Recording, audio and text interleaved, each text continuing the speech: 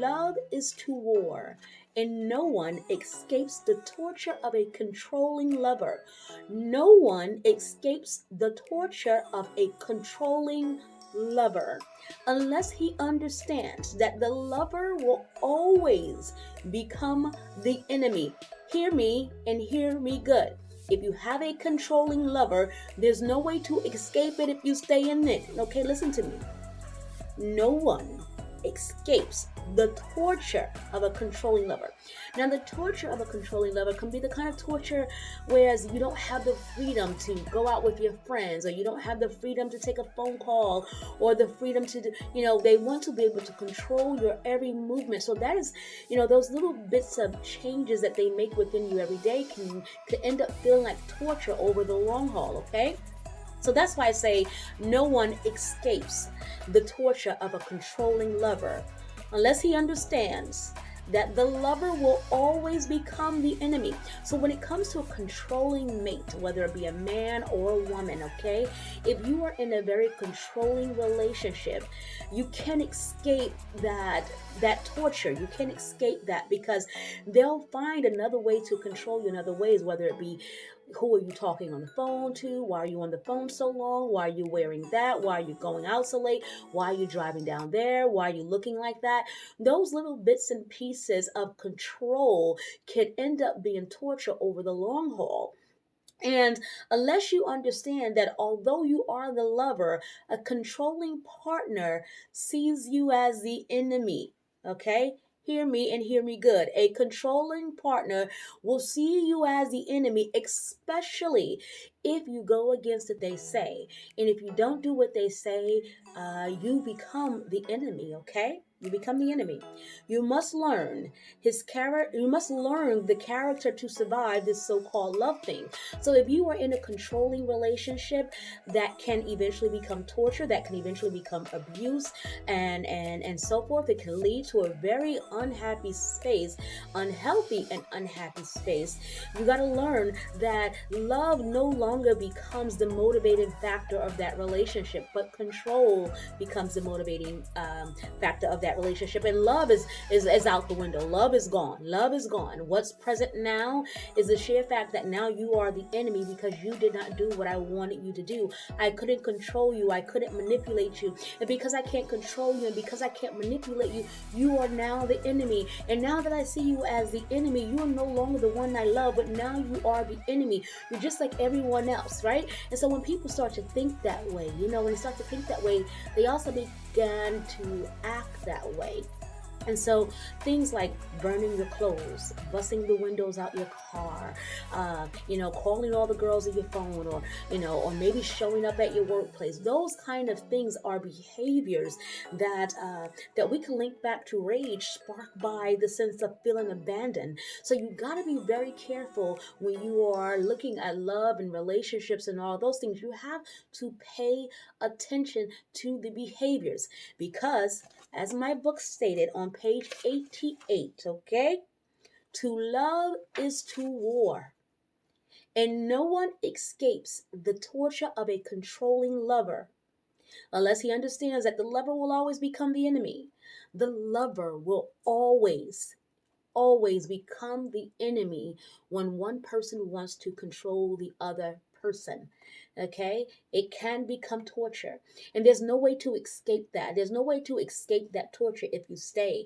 It will probably get good one day, and the next day is back to the same thing. It might be okay this week, and then next week is different, because those are internal behaviors that they are operating off of. It's a mental state that they are operating off of.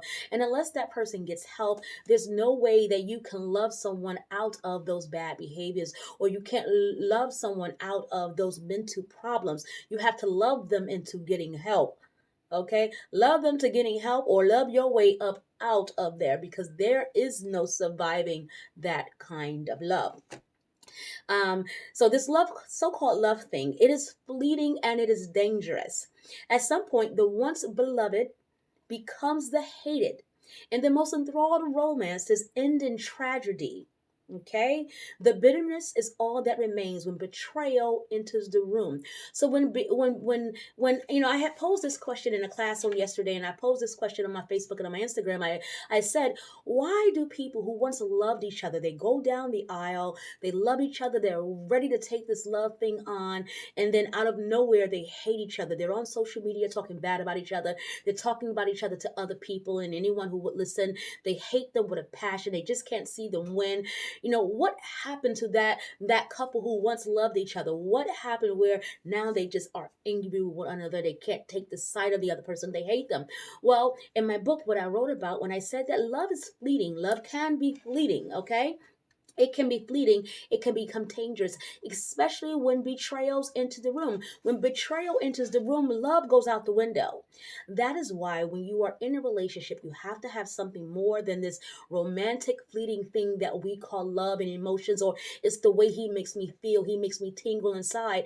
That stuff goes away. And so what you need to be left with is some sort of foundation, something like, someone who is dedicated to the responsibilities of that relationship, keeping it whole, keeping it together, making sure that we survive whatever this thing is that we're going through. So there has to be something more to that relationship than love, and it has to be something more than attraction, something more than romance, something more than he's pretty, something more than she's sexy. It has to be something deeper, and generally that comes in commitment. I am committed to the success of this marriage. I am committed to the success of this relationship.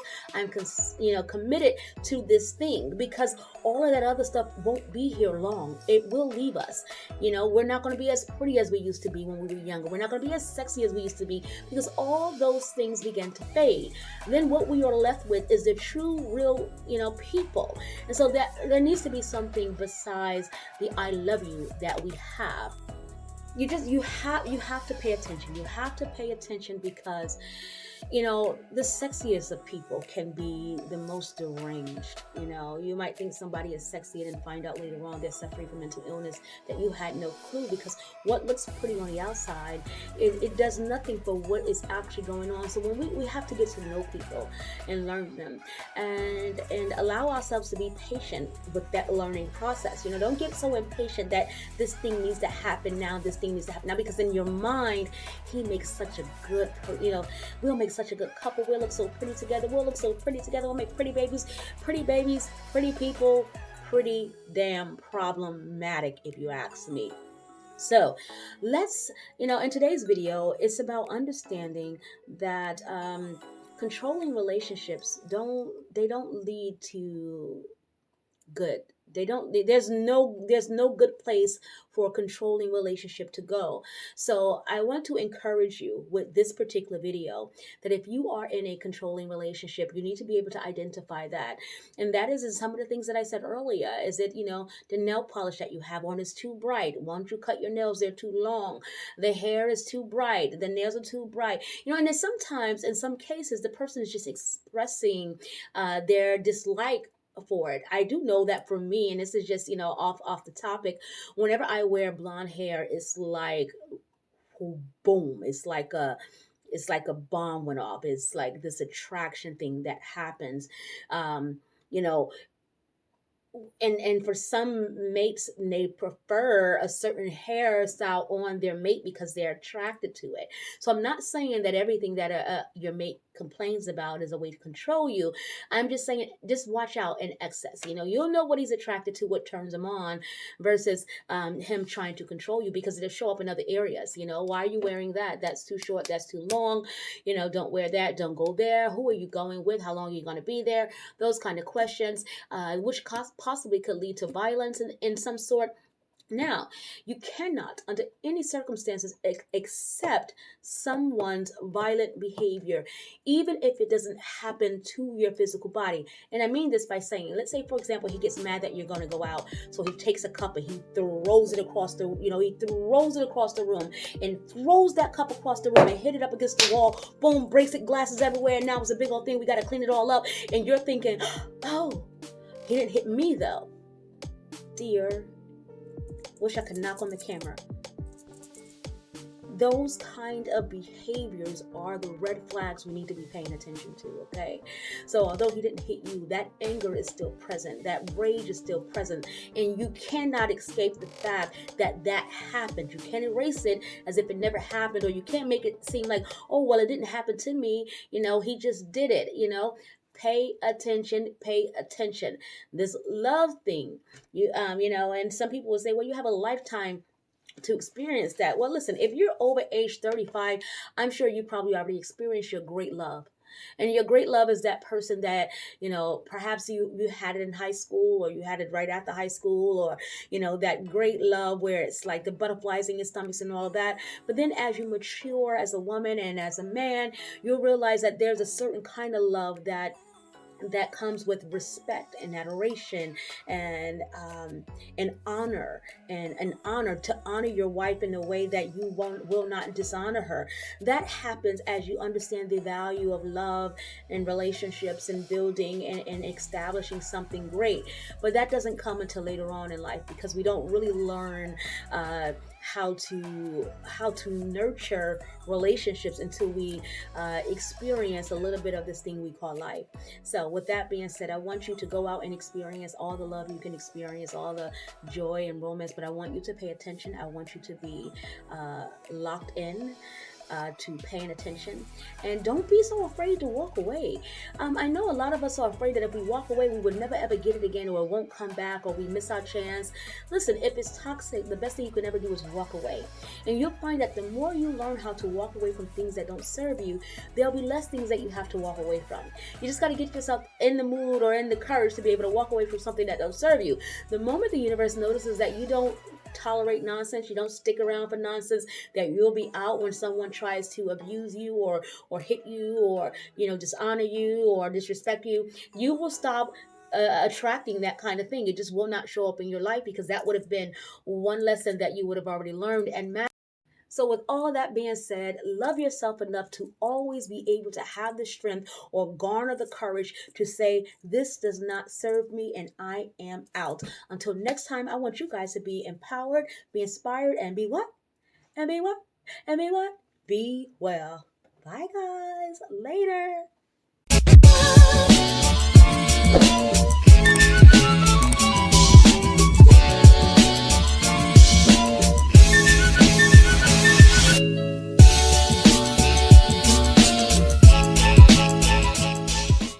Under any circumstances accept someone's violent behavior, even if it doesn't happen to your physical body. And I mean this by saying, let's say, for example, he gets mad that you're going to go out. So he takes a cup and he throws it across the room, and throws that cup across the room and hit it up against the wall. Boom, breaks it, glasses everywhere. And now it's a big old thing. We got to clean it all up. And you're thinking, oh, he didn't hit me though. Dear, wish I could knock on the camera. Those kind of behaviors are the red flags we need to be paying attention to, okay? So although he didn't hit you, that anger is still present, that rage is still present, and you cannot escape the fact that that happened. You can't erase it as if it never happened, or you can't make it seem like, oh, well, it didn't happen to me, he just did it,